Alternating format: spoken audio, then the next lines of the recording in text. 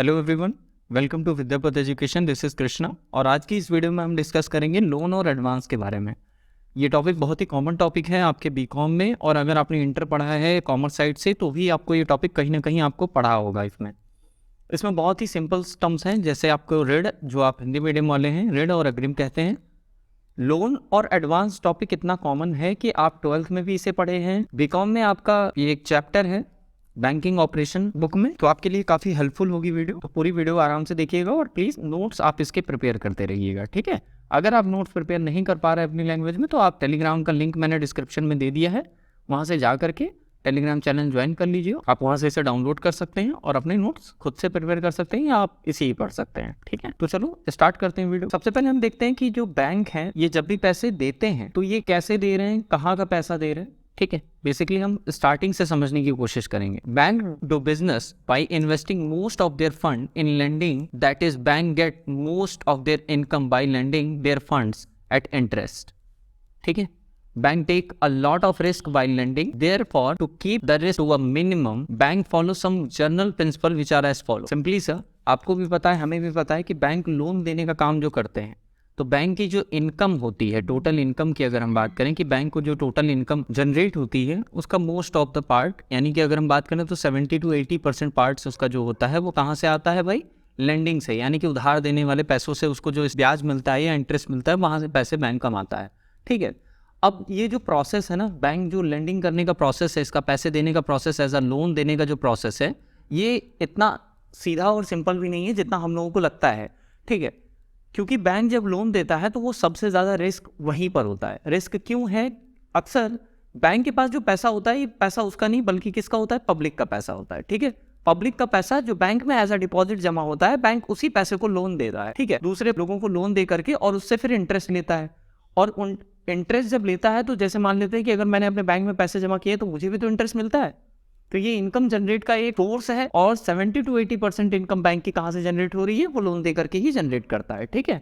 और bank different types के loan देता है। अब हम एक एक करके इसके प्रिंसिपल्स को पढ़ेंगे और देखेंगे कि क्या क्या प्रिंसिपल्स हैं, कौन से ऐसे प्रिंसिपल्स हैं कि जब बैंक किसी पर्सन को या किसी इंस्टीट्यूट को या किसी संस्था को लोन देता है तो वो कौन सी ऐसी बातें हैं, कौन से ऐसे जनरल प्रिंसिपल हैं जो बैंक अपने ध्यान में रखता है कि भाई पैसे देते टाइम इन प्रिंसिपल्स को कभी भी आप डिसएग्री इनसे नहीं कर सकते। क्योंकि अगर आपने किसी एक प्रिंसिपल्स को भी छोड़ा या नहीं माना तो आपको लॉस ही होगा, उससे होगा कुछ नहीं, आपकी एनपीए ही जनरेट होगी, ठीक है। एनपीए, अब एनपीए का मतलब जिन बच्चों को नहीं पता है या जिनको पता है कमेंट सेक्शन में एनपीए का फुल फॉर्म लिख के दिखाना, ठीक है। और जिनको नहीं पता है मैं वीडियो के लास्ट में आपको एनपीए का मतलब बता दूंगा। सबसे पहला प्रिंसिपल है हमारा सेफ्टी प्रिंसिपल। सेफ्टी प्रिंसिपल क्या है? According to this principle, before giving loan bank make sure whether the borrowers is eligible to pay interest on time और रीपे द लोन और नॉट।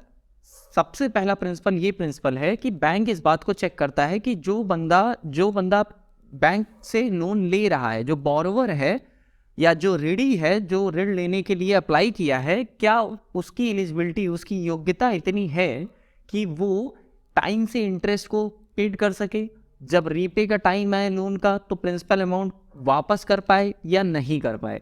बैंक इन सारी चीज़ों का ध्यान रखता है, ठीक है। बैंक इस बात का ज़रूर ध्यान रखता है कि जो लोन है वो ऐसे ही बंदों को, ऐसे ही योग्य आदमियों को मिले जो टाइमली इंटरेस्ट पेड कर पाए या टाइमली लोन का जो रीपे अमाउंट है वो पेड कर सके। आई होप कि समझ में आया।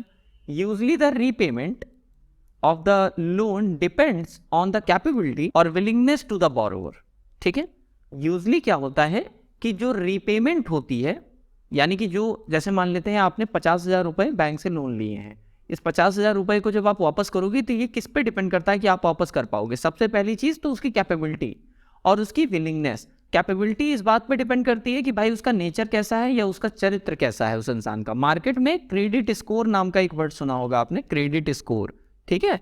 क्रेडिट स्कोर नाम का जो ये वर्ड है ना, ये आजकल आप लोगों को बहुत हेल्पफुल होता है जब आप लोन के लिए अप्लाई करते हो। बैंक आपका क्रेडिट या सिविल स्कोर के नाम से जानते हैं, क्रेडिट स्कोर या सिविल स्कोर देखता है, ठीक है। तो कैपेबिलिटी जो है वो डिपेंड करती है कि आपका नेचर, आपका मार्केट में आपकी क्रेडिट कैसी है, इन सब चीज़ों पे। और बिलिंग, या यूँ कहने कि मार्केट में ट्रिप आती है कैपेबिलिटी को देखने की कि कैपेबिलिटी आपकी जो एसेट्स हैं, जो टोटल एसेट्स है आपकी, उस पर भी डिपेंड करती है कि आप कितनी अमाउंट में लोन ले सकते हैं और कब उसको कैसे आप रीपे कर पाएंगे या नहीं कर पाएंगे। बैंक इन सब चीज़ों को चेक करता है पहले, ठीक है।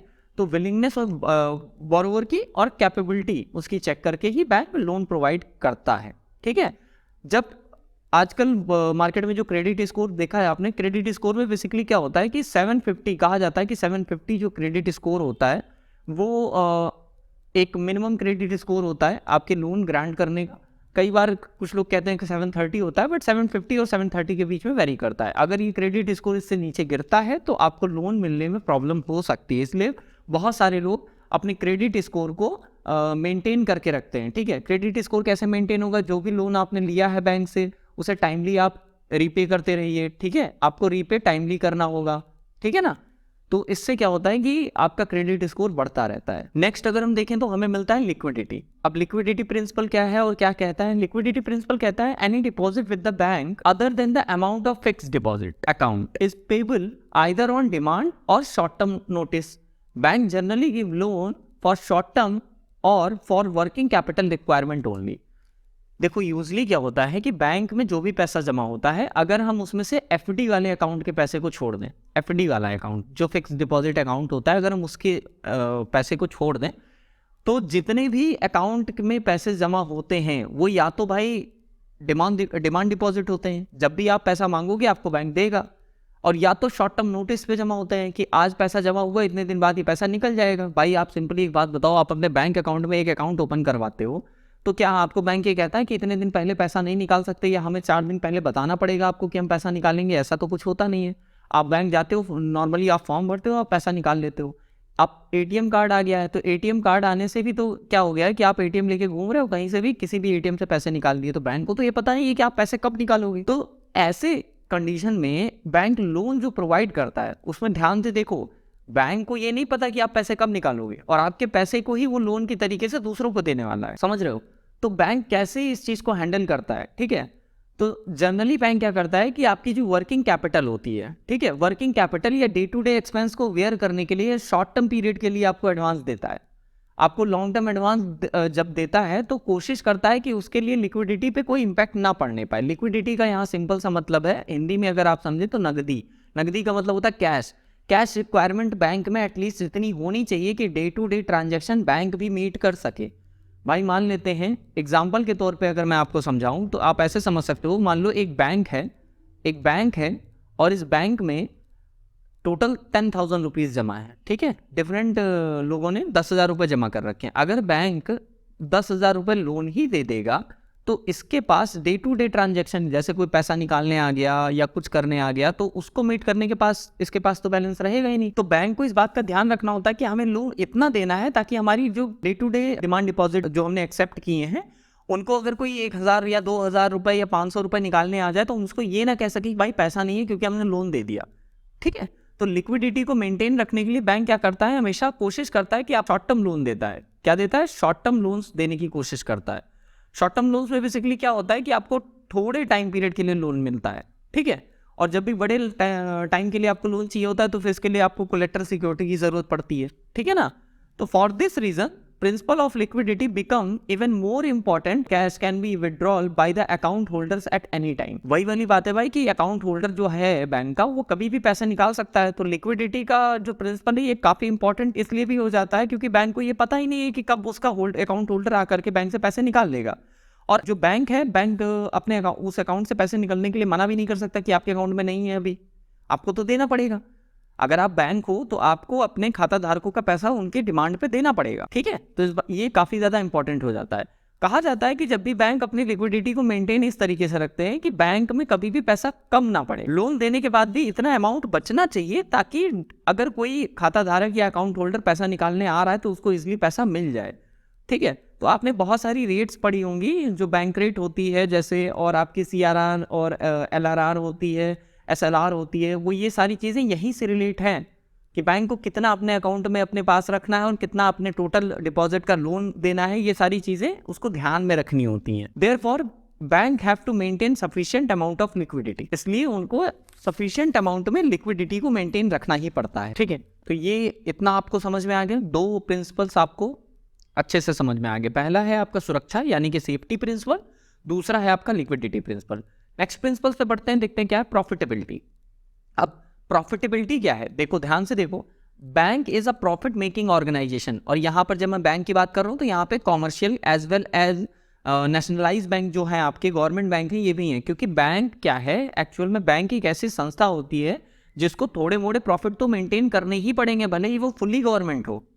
ऐसा नहीं है कि भाई आप गवर्नमेंट हैं तो आपका काम तो सोशल वेलफेयर का है तो आप पैसे देते रहिए भले ही आपको लॉस हो, ऐसा नहीं होता।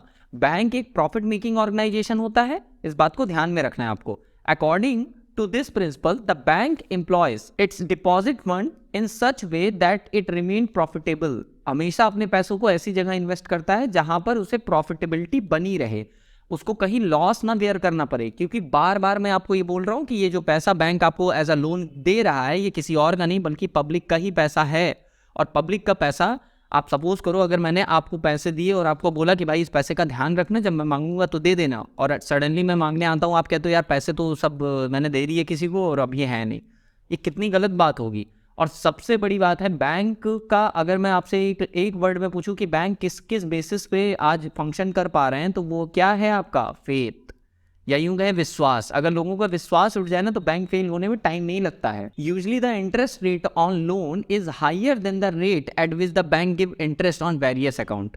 आपने देखा होगा कि आपके अकाउंट पे जो भी पैसा जमा होता है उस पर जो इंटरेस्ट रेट आपको मिलती है, और अगर आपने लोन लिया है तो उसकी इंटरेस्ट रेट में काफ़ी ज़्यादा डिफरेंस होता है। देखा जाता है तो बेसिकली 10 से 12% की इंटरेस्ट रेट पे जब आप लोन लेते हो तो मिलता है, देना पड़ता है आपको, और जब आप अकाउंट खोलते हो किसी बैंक में तो 3 से 4% के बीच में आपको क्या होता है, इंटरेस्ट मिलता है आपके डिपॉजिट पे। वो भी अगर आपने सेविंग अकाउंट या अदर अकाउंट खोल रखा है, except current account. Current account में आपको चार्जेस देने पड़ते हैं क्योंकि आपकी मेंटेनेंस का अकाउंट चार्ज लेता है और उस पर आपको इंटरेस्ट मिलता नहीं है, बाकी अकाउंटों पे आपको इंटरेस्ट मिलता है।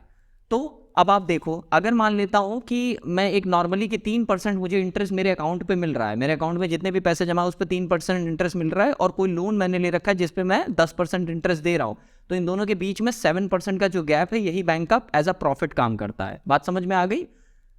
तो जो प्रॉफिटेबिलिटी का आपका सिद्धांत है या जो प्रॉफिटेबिलिटी का प्रिंसिपल है कि हमेशा ये कहता है कि बैंक को हमेशा अपनी प्रॉफिटेबिलिटी को ध्यान में रखना चाहिए ताकि बैंक कभी भी लॉस में ना जाने पाए, और कोशिश ये रहे बैंक की कि पैसे को इस तरीके से डाइवर्सिफाई करे, इस तरीके से दे लोन कि उसको प्रॉफिटेबिलिटी बनी रहे उसकी हमेशा, ठीक है। क्योंकि बैंक की प्रॉफिटेबिलिटी बहुत ज़रूरी है एज अ इंडिविजुअल कंपेरेटिवली, ठीक है। एक इंडिविजुअल लॉस में चला जाएगा डजेंट मैटर, बट अगर एक बैंक चला गया तो उसमें कई इंडिविजुअल्स और कई फर्म्स और कंपनीज के अकाउंट हैं, अगर वो लॉस में गया तो ये डायरेक्टली इम्पैक्ट करेगा उन सारे होल्डर्स को जिन्होंने उस बैंक में वो अकाउंट खोल रखा है, ठीक है। बात समझ में आ गई? तो इस चीज़ को बहुत ध्यान में रखना है। बैंक पे salary of employees and their daily expenses and various business expenses out of their profit. और एक चीज़ यहाँ ध्यान देने वाला कि इसी प्रॉफिट से बैंक क्या करता है, अपने एम्प्लॉयज़ को सैलरी देता है, फिर अपने ही बिजनेस एक्सपेंस करता है और अपने डेली एक्सपेंसेस को करता है, ठीक है। तो इसी प्रॉफिट से उसका सब कुछ होना है, तो इस प्रॉफिट को काफ़ी ज़्यादा इंपॉर्टेंस देना होता है एज अ बैंक अगर आप काम कर रहे हो, ठीक है। नेक्स्ट प्रिंसिपल है आपका पर्पस ऑफ लोन। जब भी बैंक किसी को लोन देता है तो सबसे बड़ी बात होती है कि सबसे पहले उसको ये पता करना होता है कि आप किस पर्पस के लिए लोन ले रहे हो। तो बैंक हमेशा इस बात का ध्यान रखता है कि जो भी लोन है वो प्रोडक्टिव वेज में जाए, अनप्रोडक्टिव ना हो। जैसे मान लेते हैं प्रोडक्टिव का मतलब आप कोई कंपनी खोलना चाह रहे हैं, कोई बिजनेस स्टार्टअप डालना चाह रहे हैं। अब बहुत सारे लोग पहुंच जाते हैं कि भाई अपना ऑब्जेक्टिव बताते हैं कि भाई हमें ये लोन इसलिए चाहिए, तो ऑब्जेक्टिव क्लियर होना चाहिए। बैंक हमेशा ध्यान रखता है कि आपके ऑब्जेक्टिव क्लियर हो। वो आपसे पूछता है कि भाई किस ऑब्जेक्टिव के लिए, तो आपको आंसर करना पड़ता है कि भाई हमको इस ऑब्जेक्टिव के लिए लोन चाहिए, हम इस पर्पस के लिए लोन इतने दिन के लिए लेना चाहते हैं। अनप्रोडक्टिव वेज के लिए लोन कभी भी प्रोवाइड नहीं किया जाता। जैसे मान लेते हैं आप बैंक गए और बैंक से आपने कहा भाई सुनो हमको लोन चाहिए, सट्टा खेलना है आज मार्केट में, ठीक है, या आईपीएल चल रहा है हमें सट्टा खेलना है, या शेयर मार्केट में पैसे लगाने हैं इसलिए हमें लोन दे दो। इन सब चीज़ों के लिए लोन नहीं दिया जाता है। बैंक इस तरह के लोन देने से बचते हैं, और उपभोग के लिए या कंजम्पशन के लिए, कि जैसे मान लेते हैं कि आपके पास पैसे नहीं है, आपने बैंक में लाइन लगा के खड़े रहे और आपने जाकर के वहाँ पे बोला कि भाई हमको आज शाम के खाने के लिए पैसे नहीं है तो हमें 500 रुपये लोन दे दो, तो बैंक ऐसे लोन प्रोवाइड नहीं करेगा। बैंक हमेशा ध्यान रखेगा कि जो भी लोन वो प्रोवाइड कर रहा है वो प्रोडक्टिव होने चाहिए। क्या होने चाहिए? प्रोडक्टिव होने चाहिए।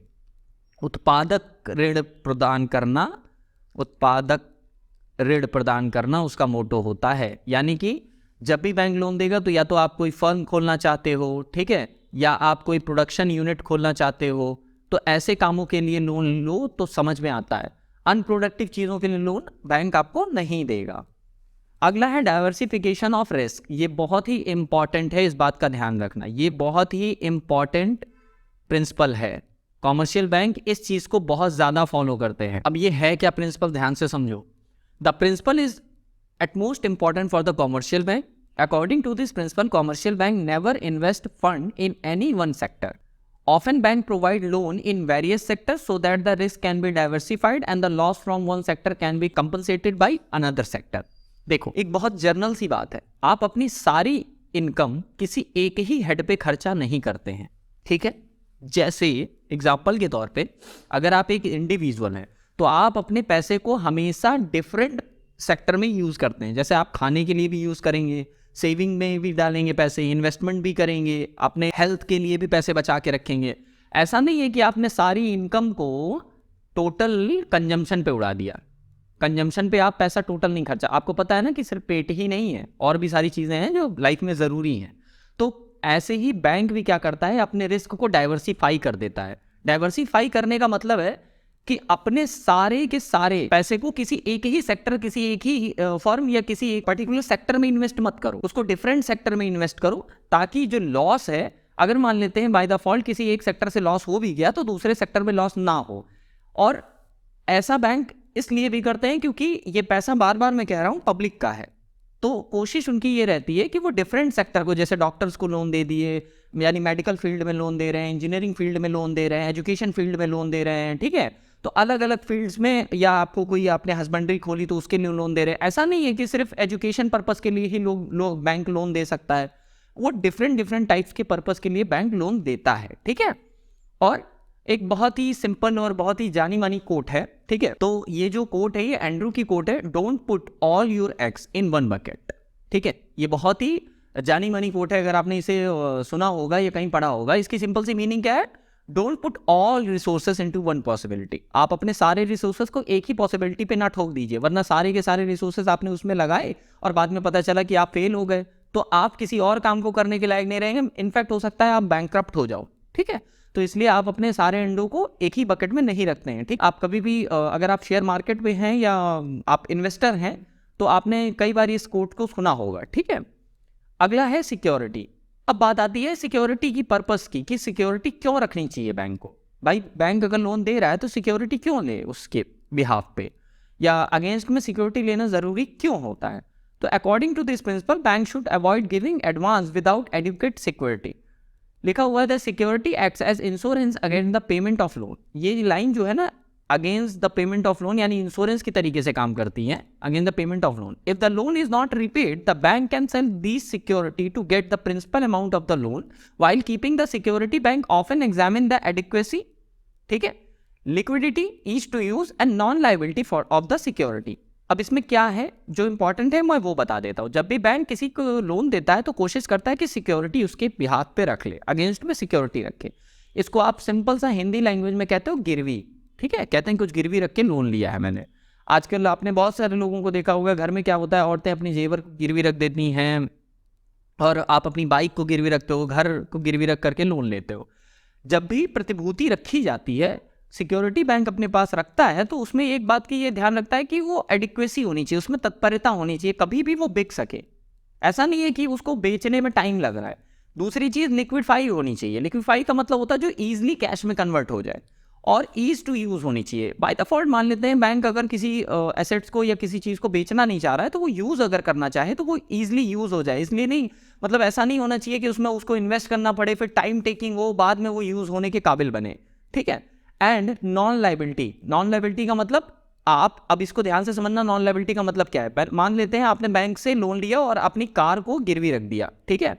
अपनी कार को एज अ मोर्टगेज आपने गिरवी रखा है, तो होता क्या है, अब इस कार की ऑनरशिप आप ही के पास होनी चाहिए। पता चले ये कार किसी और को गिरवी रख करके आपने बैंक से लोन ले लिया है, तो ये क्या है, फ्रॉड है एक तरह का। बैंक जब भी लोन देता है तो इस बात का ध्यान रखता है, बहुत चेकिंग करता है, इसकी बहुत सारी रिक्वायरमेंट फुलफिल करवाता है, बहुत सारे पेपर्स, डॉक्यूमेंट चेक करता है कि आपको जो लोन मैं दे रहा हूँ और इसके बदले जो आपने सिक्योरिटी मुझे रखी है उसकी प्रॉपर ऑनरशिप आप ही के पास है या नहीं, आपसे एक पेपर या डॉक्यूमेंट भी साइन करवाता है बैंक, ठीक है, तभी आपको लोन देता है। इस बात का ध्यान रखना है आपको। तो बैंक जब भी इन सब चीज़ों को लोन की तरीके से एज अ लोन देता है तो इन सब सारे प्रिंसिपल जो मैंने आपको समझाए हैं इनका बहुत ही खास ख्याल रखता है, ठीक है। आई होप कि पूरा टॉपिक आपको समझ में आ गया है, ठीक है। अगला है आपका मार्जिन, इसको कहते हैं सुरक्षा सीमा। सुरक्षा सीमा को बहुत ईजिली मैं समझा रहा हूँ, आपको ध्यान से समझना। जब भी आप सिक्योरिटी, जो आपने सिक्योरिटी एज अ लोन के अगेंस्ट आपने रखी है, कभी भी आप देखोगे, जैसे मान लेते हैं आपके पास सोना है, ठीक है, गोल्ड है आपके पास। अब आपने gold as a security bank में गिरवी रख करके लोन लिया है। गोल्ड मान ले रहे हैं आपका 1 लाख रुपए का है, कितने का है, 1 लाख का है। तो हमेशा बैंक ये ध्यान रखता है, कोशिश करता है, और ये 1 लाख रुपीज़ क्या है, मार्केट प्राइस है। मतलब अगर मार्केट में ये गोल्ड और ज्वेलरी जो आपने गिरवी रखी है, अगर मैं इसे बेचूं तो 1 लाख रुपए मुझे मिलेंगे, मार्केट वैल्यू की बात कर रहा हूँ, ठीक है। ये कितने में लिया था उससे मतलब नहीं है, मार्केट में जो वैल्यू चल रही है उससे मतलब है। और आपने अप्लाई किया है 1 लाख रुपए के लिए, ठीक है, आपने अप्लाई भी किया है 1 लाख रुपए के लिए। तो बैंक हमेशा याद रखिएगा कि बैंक सिक्योरिटी का 60% ही हमेशा लोन देता है, जनरली 60%। अगर आपने जो सिक्योरिटी रखी है वो काफ़ी ज़्यादा वैल्यूएबल है और काफ़ी ज़्यादा लिक्विडिटी है उसके अंदर और काफ़ी अच्छी स्टैंडर्ड उसका अच्छा है, तो हो सकता है ये 60 से 90% तक चला जाए। यानी कि आपने अप्लाई किया था 1 लाख रुपए के लिए, आपने अप्लाई किया था कितने के लिए, 1 लाख रुपए के लिए। तो बैंक आपको, अगर आपकी एसेट्स नॉर्मल है तो 60,000 ही लोन देगा, और अगर आपकी एसेट काफ़ी ज़्यादा अच्छी है जो एज अ मॉर्टेज आपने रखी है तो हो सकता है आपको 90,000 रुपीज़ लोन मिल जाएंगे, ठीक है। लेकिन 1 लाख रुपीज़ लोन नहीं मिलेंगे 1 लाख की ही सिक्योरिटी पे। इसे कहते हैं, अब क्या है देखो, 1 लाख की सिक्योरिटी पे अगर आपको 60,000, ठीक है, रुपीज़ लोन मिला है, तो ये जो बीच का 40,000 रुपीज़ है ना, ये क्या है, मार्जिनल ऑफ सेफ्टी है, और इसी को बैंक मेंटेन करके चलता है। अब आप कहोगे कि सर ये तो गलत है भाई, 1 लाख रुपए का हमें लोन चाहिए, हमने 1 लाख की ही सिक्योरिटी रखी है मार्केट में। भाई देखो, ये क्या है ना, ये डिपेंड करता है इन्फ्लेशन पे, ये इन्फ्लेशन पे डिपेंड करता है। कल को चल के मार्केट में मान लेते हैं 1 साल के लिए आपने अमाउंट लिया, 1 साल के अंदर जो गोल्ड आपने रखा था उसके दाम गिर करके 60,000 रुपए आ गए, और बाद में आप भी रिपे करने से मना कर दिए लोन को, तो भैया उसको तो नुकसान हो जाएगा। तो इस बात का वो काफ़ी ध्यान रखता है कि जो भी सिक्योरिटी वो ले रहा है उसकी वैल्यू और लोन जो सैंक्शन होना है उसकी अमाउंट में काफ़ी गैप रखता है वो, या 30 to 40% का गैप रखता है जो भी सिक्योरिटी आपने रखी है। इसे कहते हैं मार्जिन या सुरक्षा सीमा, इसे बैंक हमेशा बना के रखता है, ठीक है। आई होप कि आपको सारे टॉपिक समझ में आ गए।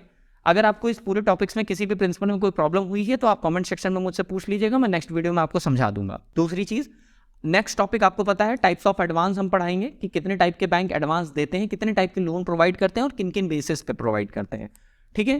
तो इस वाली वीडियो में इतना ही, और मिलते हैं नेक्स्ट वाली वीडियो में। God bless you all, thank you so much.